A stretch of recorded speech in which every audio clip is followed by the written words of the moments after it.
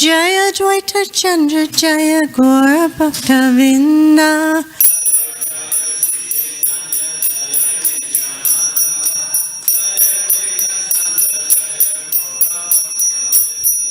Jaya Jaya Shri Chaitanya Jaya Nityananda Jaya Dvaita Chandra Jaya Gaura Bhakta Vinda.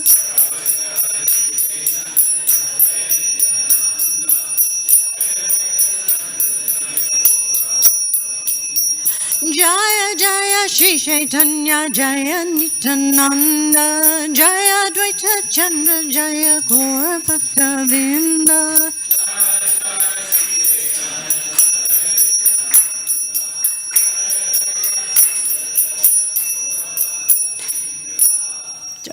So we're continuing on in chapter 12 of Madhya Lila, verse 24. Paramatantakula. Is that? Oh, it's not a. Okay. What? Okay. Paramatattakuka loke. Paramatattakuka loke.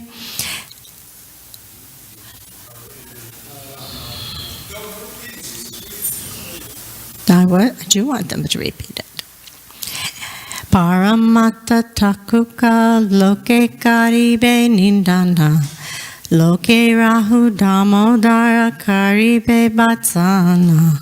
Paramatattakuka loke karibe ninanda. Loke rahu damodara karibe batsana. Paramatattakuka loke karibe nindana. Loke rahu damodara karibe batsana. Does anybody want to repeat? Anybody want to chant? Then we'll go to the word for word. Paramatattakuka. What to speak of spiritual advancement? Loke, people in general. Karibe nindanana, will blaspheme. Loke, loke rahu. What to speak of people in general? Damodara, Damodara Pandit. Karibe, will do. Bhartsana, chastisement. Translation. Sri Chaitanya Mahaprabhu continued, what to speak of spiritual advancement? All the people will blaspheme me. And what to speak of all the people? Damodar would chastise me. Text 25. I shall not meet the king at the request of all the devotees, but I shall do so if Damodar will give his permission. Srila Prabhupada's purport. From the spiritual point of view, a sannyasi is strictly forbidden to see materialistic people, especially a king who is always engaged in counting pounds, shillings, and pence. Indeed, the meeting between a sannyasi and a king is always considered abominable. A sannyasi is always subject to public criticism, and a small fault on his part is taken seriously by the public. People actually expect a sannyasi to preach and not take part in any social or political matters. If a sannyasi is subject to public criticism, his preaching will not be fruitful. Sri Chaitanya Mahaprabhu specifically wanted to avoid such criticism so that his preaching work would not be hampered. It so happened that while the Lord was talking to his disciples at that time, the devotee Damodar Pandit was present. This Damodar Pandit was a very faithful devotee and a staunch lover of Sri Chaitanya Mahaprabhu. Whenever there was anything that might touch or taint the character of the Lord, Damodar Pandit would immediately point it out, not even considering the exalted position of the Lord. It is sometimes said that fools rush in where angels dare not. And Sri Chaitanya Mahaprabhu wanted to point out Damodar Pandit's foolishness in coming forward to criticize the Lord. This is why the Lord stated that if Damodar Pandit would give him permission, he would go to see the king. There was deep meaning in this statement, for it is a warning that Damodar should not dare criticize the Lord anymore, for it was not befitting his position as a devotee. Sri Chaitanya Mahaprabhu was considered the guide and spiritual master of all the devotees living with him. Damodar Pandit was one of them, and the Lord rendered Damodar Pandit a special favor by warning him to avoid criticizing him any further. A devotee or a disciple should never attempt to criticize the Lord or his representative, the spiritual master. Text 26. Damodar immediately replied, "My Lord, you are fully an independent Supreme Personality of Godhead. Since everything is known to you, you know what is permissible and what is not permissible." 27. I am merely an insignificant jiva, so what power do I have to give directions to you? Your own personal choice, you will meet with the king, and I shall see it. 28. The king is very much attached to you, and you are feeling affection and love towards him. Thus I can understand, by virtue of the king's affection for you, you will touch him. 29. Although you are the Supreme Personality of Godhead and are completely independent, still you are dependent on the love and affection of your devotees. That is your nature. 30. Nityananda Prabhu then said, "Who is there in the three worlds who can ask you to see the king?" 31. Still, isn't it the nature of an attached man to give up his life if he does not attain his desired object? 32. For instance, some of the wives of the Brahmanas who were performing sacrifice gave up their lives in the presence of their husbands for the sake of Krishna. Srila Prabhupada's purport. This refers to the day Lord Sri Krishna and his cowherd boys and flocks of animals were present in the pasturing grounds near Mathura. At that time, the cowherd boys, being a little hungry, requested food, and Lord Krishna asked them to go to the Brahmanas, who were engaged nearby in performing yajna, or sacrifice, and to get some food from the yajna. Being so ordered by the Lord, all the cowherd boys went to the Brahmanas and asked them for food, but they were denied. After this, the cowherd boys begged food from the wives of the Brahmanas. All these wives were very much devoted to Lord Shri Krishna in spontaneous love. And as soon as they heard the request of the cowherd boys and understood that Krishna wanted some food, they immediately left the place of sacrifice. They were very much chastised for this by their husbands, and they were ready to give up their lives. It is the nature of a pure devotee to sacrifice his life for the transcendental loving service of the Lord. Nityananda Prabhu then submitted one suggestion for the Lord's consideration. There is a way, he suggested, by which you need not meet the king, but which would enable the king to continue living. 34. If you, out of your mercy, send one of your outer garments to the king would live hoping to see you sometime in the future. Srila Prabhupada's purport. Sri Nityananda Prabhu was thus very tactfully suggesting that Sri Chaitanya Mahaprabhu give a piece of his old clothing to the king. Even though the king was not to meet the Lord, the king would then be pacified by receiving such a cloth. The king was very anxious to see the Lord, yet it was not possible for the Lord to see him. Just to resolve the situation, Nityananda Prabhu suggested that the Lord send an old piece of clothing, thus the king would understand that the Lord was showing mercy to him. The king would then not do anything drastic like giving up his life or becoming a mendicant. 35. The Lord said, "Since you are all very learned personalities, whatever you decide, I shall accept." 36. Lord Nityananda Prabhu then obtained an external garment used by the Lord by requesting it from Govinda. 37. Thus, Nityananda Prabhu delivered the old cloth into the care of Sarvabhauma Bhattacharya, and Sarvabhauma Bhattacharya sent it to the king.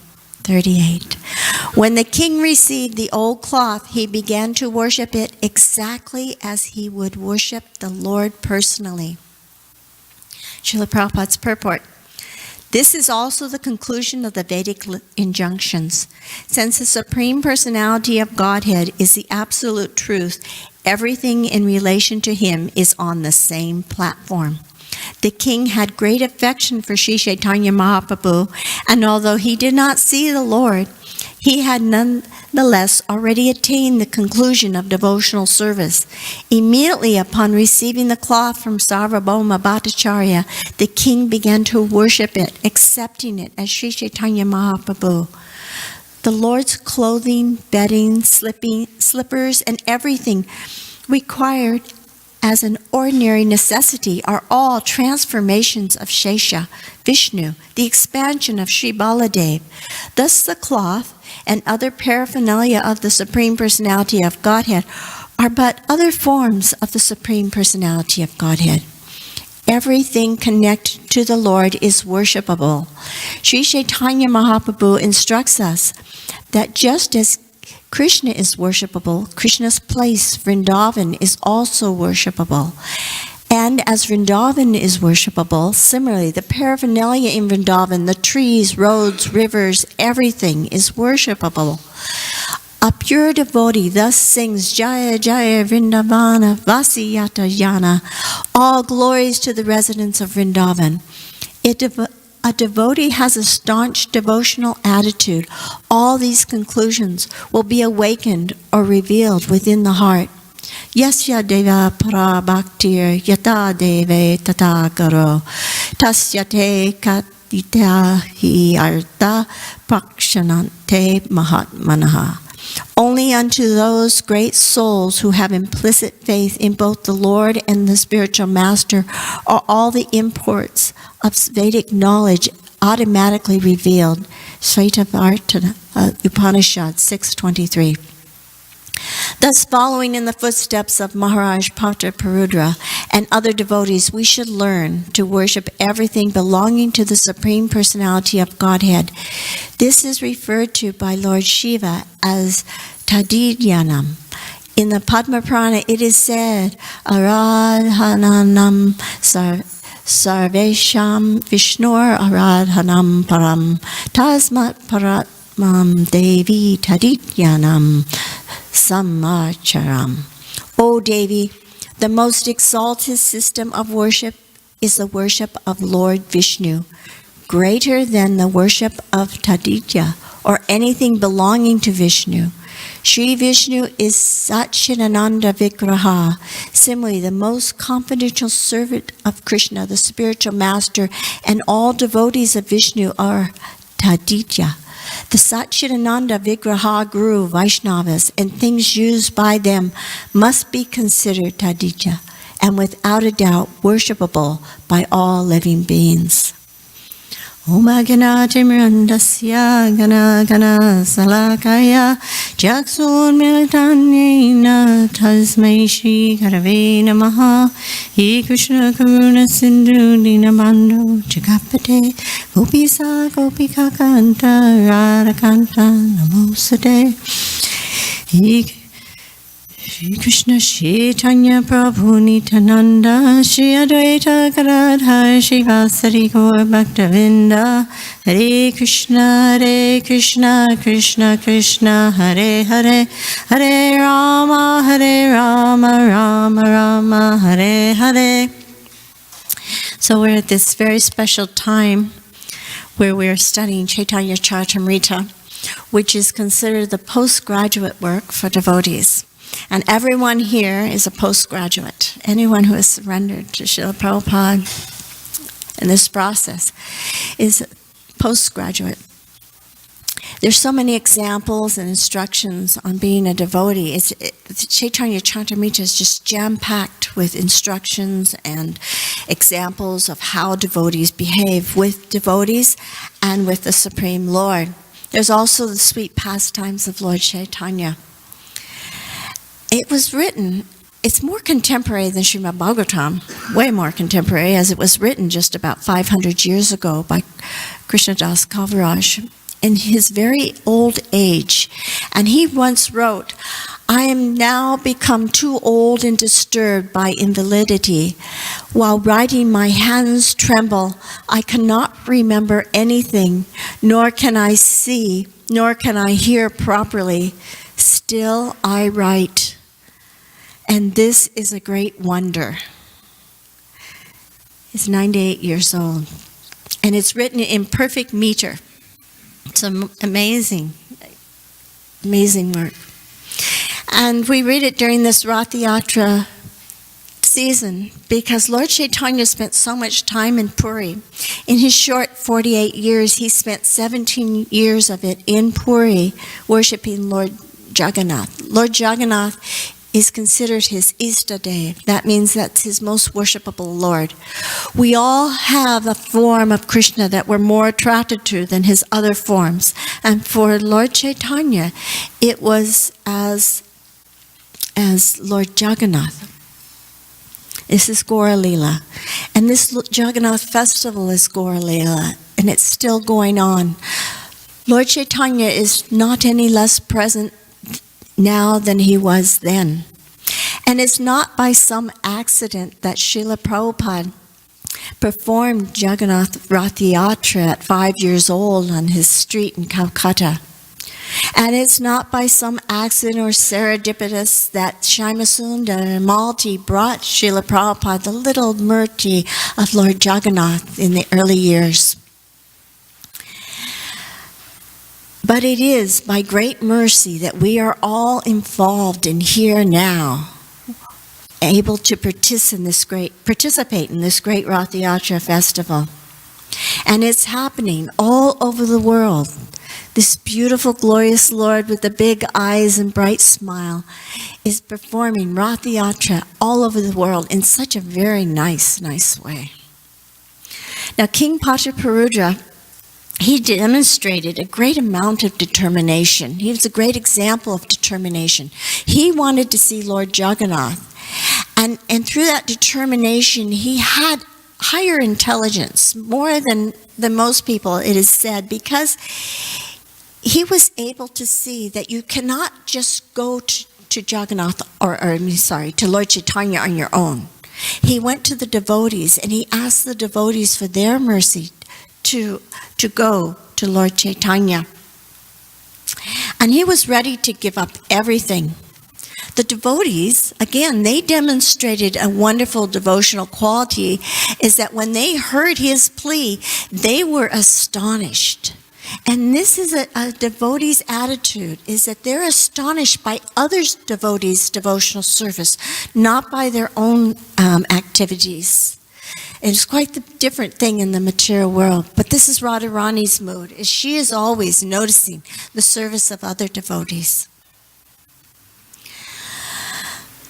And Lord Nityananda, he also is the great giver of mercy. Is that we can't approach Lord Chaitanya without the mercy of Lord Nityananda. And that is also demonstrated in this pastime. Srila Prabhupada had once instructed us, that if you want to stay in this movement, pray to the mercy of Lord Nityananda. Pray, please, Lord Nityananda, never kick me away. Always keep me close to your lotus feet. And this has been probably the only reason I'm still here today. But we ended up where Lord Chaitanya was still speaking some harsh words. But he was speaking these in the inside. His heart had melted for King Pataparudra. But he was speaking these words for an instruction for Damodar Pandit, Because Damodar Pandit was a sincere devotee and loved Lord Chaitanya very much. But he had a little problem in that he had chastised Lord Chaitanya and corrected him. And this was not proper. And so it's interesting how Lord Chaitanya corrected him by speaking one way, but meaning another thing, which is kind of interesting because the gopis and Krishna, when they talk back and forth, they often do that. They say something one way, but they're meaning something another way. And it was actually a very kind, gentle way that Lord Chaitanya instructed Damodar Pandit. And I believe Nagapatni, he came yesterday and he said that might have been one reason that Lord Chaitanya didn't want to see King Patraparudra, because King Patraparudra was Lord Indra in his last life. And I'm not Lord Indra, Indradumya Maharaj, King Indradumya Maharaj. And that he was in the mood of separation. And Lord Chaitanya, he's the embodiment of the mood of separation. Srila Prabhupada wrote once that in the purport of Adi Leela, in this connection, one should refer to Srimati Radharani's soliloquy after meeting with Uddhava in Vrindavan.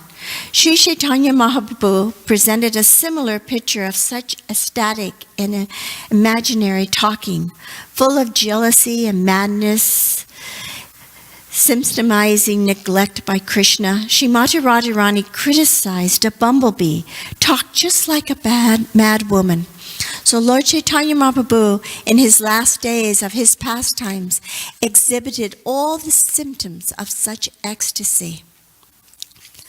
The Rathi Yatra festival is a celebration of the union of Radha and Krishna coming back together. Here's Krishna in his great Ashraya form up on the cart. And the gopis are the devotees, represented by the devotees, pulling the cart back to Vrindavan. This is the mood of Rath Yatra. So, again, Lord Nityananda came to the mercy of the devotees, and he gave a solution for this problem. And it was a brilliant solution, and that he suggested that that Lord Chaitanya give him a piece of his cloth. But before that, he also brought out, in a very beautiful way, he said, who is there in the three worlds who can ask you to see the king? So he's basically stating the fact that Lord Chaitanya is the Supreme Personality of Godhead. We can't ask him to do anything. We can only plead for his mercy. So in doing this, he also had suggested that the king, Pachaparudra, was a great devotee. And that, isn't it the nature of a great soul to give up their life if they can't attain what they need? And so he gave the example of the gopis, of the wives of the brahmanas in the forest near Mathura, who some of them had to give up their lives because they were unable to go and meet Krishna. So Lord Nityananda, he gave a perfect solution by sending his prasadam. And Prabhupada gave us a beautiful purport here on the value of prasadam. We're given so much prasadam through the day. We're given flowers, the water, cloth, food. And Srila Prabhupada has taught us how to accept this prasadam properly. We accept it with our right hand. The left hand is considered the backdoor hand. It's for other business. Srila Prabhupada had taught us these things. And sometimes it's difficult because maybe we're born left-handed or we have some conditioning. We all come with a great amount of conditioning. And it's interesting that this movement is going on because we have people here, even in this room, from all parts of the world. Russia, Mexico, Colombia, New York, and from all different backgrounds of life. So we come with all our conditioning. But we have to give up that conditioning. And Chaitanya Charitamrita, by reading it, will help us understand what is our conditioning and what we're supposed to be conditioned to. There's no hard and fast rules. It's a process of surrender.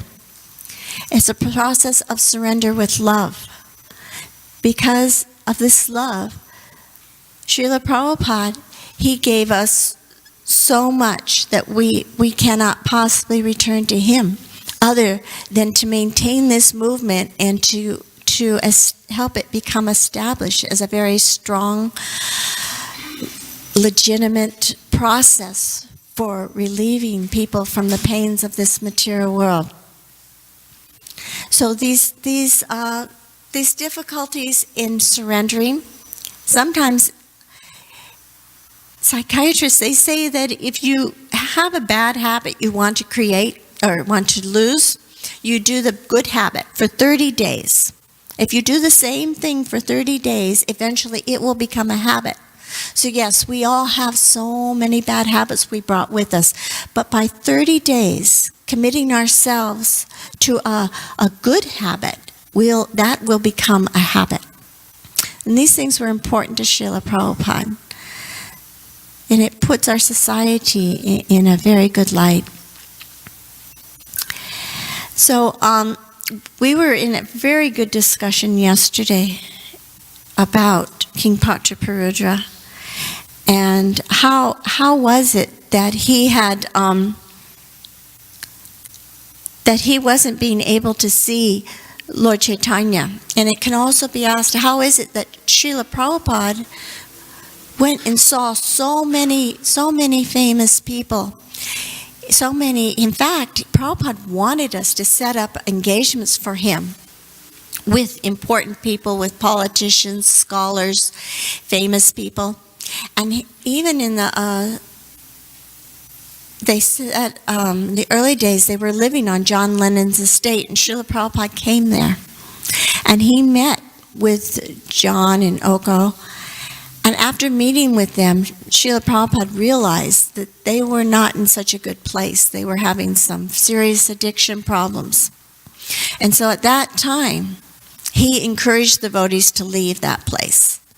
So Prabhupada understood that there are times when we should associate with these personalities in order to spread Krishna consciousness, but we have to make sure that their influence will not dampen our attempt at being Krishna consciousness. So if anyone wants to reflect on some of these beautiful lessons that are here in the pages of Chaitanya Charitamrita. Yes, Archita.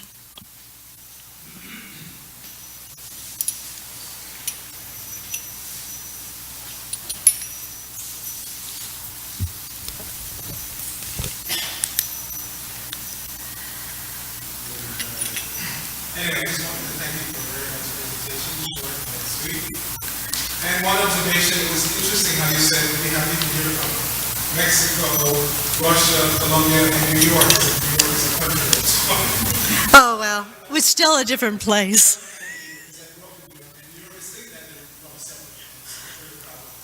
But now they have something to be proud of, because that's where Papa started. Of course.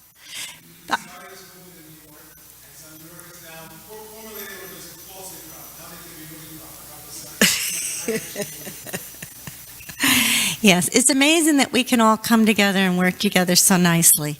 It's due to Prabhupada's instructions. Prabhu?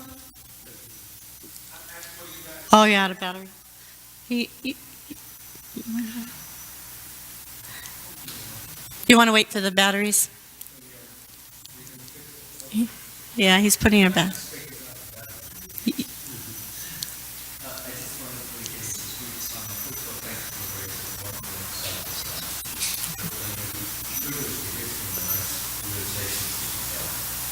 What I wanted to add to one thing, if I may, is that you mentioned that we have some very true prophet made that very clear that yes, we should associate with persons who are not on what we call upscale, high scale education, very learned, and so forth.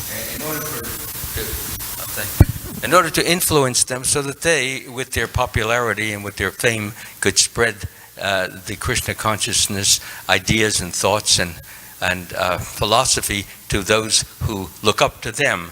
And this is, of course, without doubt. But what I wanted to simply emphasize, just especially from my own personal experience, is that when a devotee associates with persons who are considered famous or high or glorious in the material estimation, he has to be especially careful.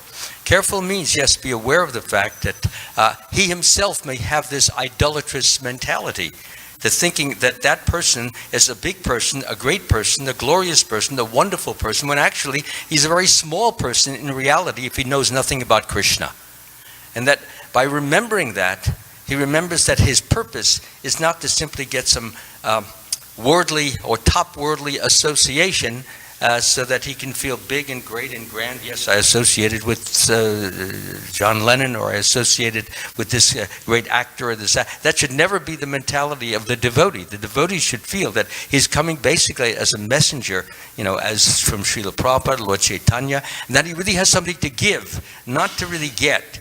And by giving the philosophy of Krishna consciousness, the love of Krishna consciousness, its sweetness and all its beauty, by doing that and in touching the heart, moving the heart of that higher person, who will then see that he's not being looked up to merely because of his position or his fame, but is being looked to as a person, as a human being, as somebody who is needy like any other human beings. Then there's an element of friendship that develops from that mentality. When a person who is very high, and he looks and we approach him as if he's high and he can do something for us, they start to immediately have some contempt and disgust for us, because really they're searching, they're needy, and they're not finding what they want.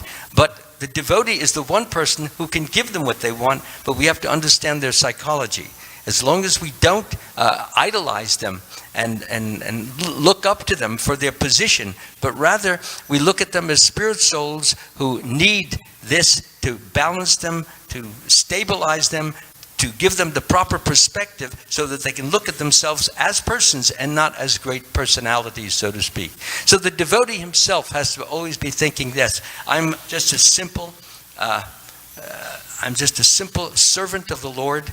And the only thing that's great, the only thing that's wonderful are the glorious and wonderful and amazing devotees that we read about, which you're talking about. That is great. Krishna is great. All things associated with Krishna are great. And all the mundane, material, worthless, useless things have to be seen for what they are, as just misery making. So let me simply give this wonderful, this great philosophy to this person who may think he's great, but who will find out by the sweetness, by the warmth, by the love of the devotee that he really is not so great, and that the devotee is great by the abundance of love that he is flowing and affecting that person and stimulating love and joyfulness, peacefulness and happiness. And that we can do if we always remember what our mission is and who we are. Hi.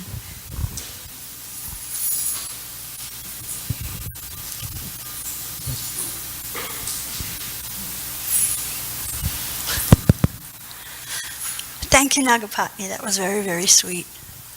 I really appreciate your class. I always relish when reading Chaitanya Charitamrita the pastimes between all the devotees, the associates of Lord Chaitanya, and their amazing cooperation, the way that they conduct themselves, the way that they instruct others through gentle Vaishnava behavior. And I always myself get a lot of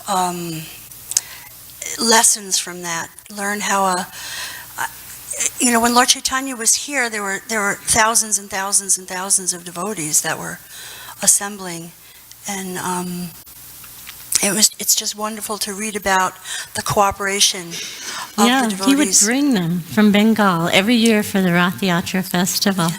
And similarly here, we have a lot of similarities, because here you're coming from San Jose, which is about the same distance, huh? Yeah, it's well, Srila Prabhupada following in the footsteps of Lord Chaitanya, but I feel like this idea of cooperation, the way that they reciprocate with one another, it's such a nice example for all of us, and that's Jai. I really. Jai, thank you. Does anybody else want to make a comment? Jai, all glories to Srila Prabhupada, all glories to Lord Chaitanya.